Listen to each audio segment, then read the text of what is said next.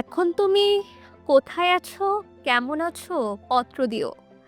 এক বিকেলে মেলায় কেনা খামখেয়ালির তাল পাখাটা খুব নিশিতে তোমার হাতে কেমন আছে, পত্র দিও।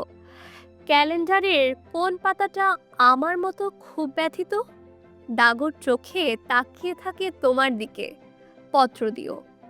কোন কথাটা অষ্টপ্রহর কেবল বাজে মনের কানে, কোন স্মৃতিটা উস্কানি দেয় ভাসতে বলে প্রেমের বানে, পত্র দিও, পত্র দিও। এভাবেই মন ভার করা এক শীতের দুপুরে সব বন্ধন ছিন্ন করে চলে গেলেন কবিতার রাজপুত্র হেলাল হাফিজ। আজ কবিতার আকাশে নেমে এলো এক অভাবনীয় শূন্যতা। যিনি ছিলেন বিদ্রোহ ও ভালোবাসার ভাষ্যকার, প্রেমিক হৃদয়ের প্রতীক, সে কবি হেলাল হাফিজ আজ চলে গেলেন না ফেরার দেশে। কবিতার এই রাজপুত্র তার বিপ্লবী কলম দিয়ে দেশের সাহিত্য জগৎকে আলোড়িত করেছিলেন।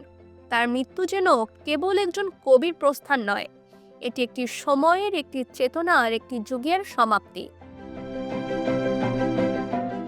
1948 সালের 7ই অক্টোবর নেত্রকোনার আটপাড়া উপজেলার বড়তলী গ্রামে জন্মগ্রহণ করেন হেলাল হাফিজ। তার পিতা খোরশেদ আলী তালুকদার ছিলেন স্কুল শিক্ষক, আর মাতা কোকিলা বেগম ছিলেন একজন গৃহিণী।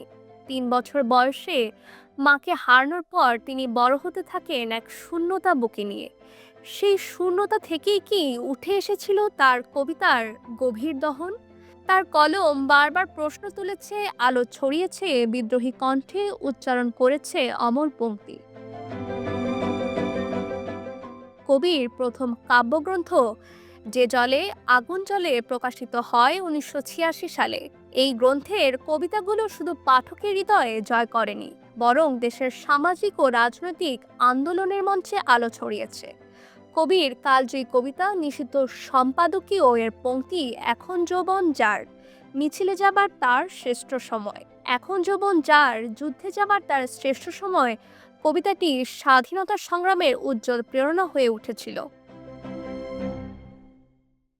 কবিতার প্রতি তার নিবেদন ছিল অসামান্য। তিনি বিশ্বাস করতেন কবিতা শুধুই শব্দের মালা নয়, এটি মানুষের আত্মা জাগ্রত করার হাতিয়ার। তাকে বলা হতো দ্রোহ ও প্রেমের কবি।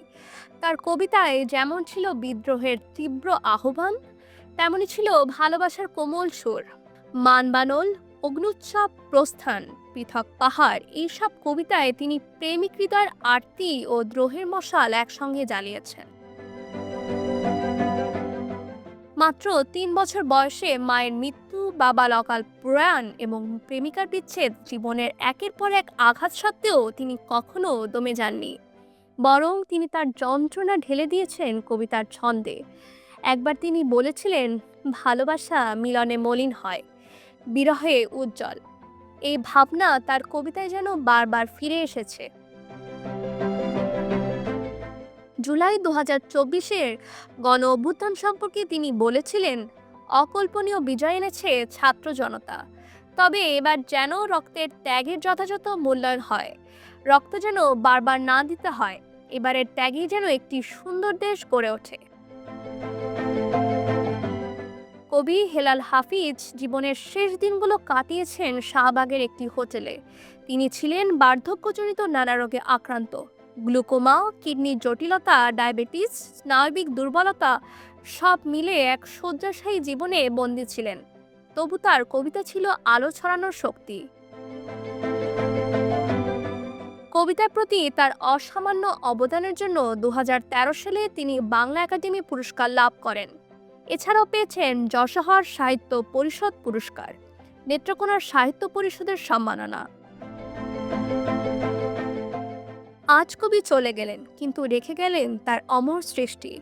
তার কবিতা যুগ যুগ ধরে অনুপ্রাণিত করবে বিদ্রোহী তরুণকে, প্রেমিক হৃদয়কে।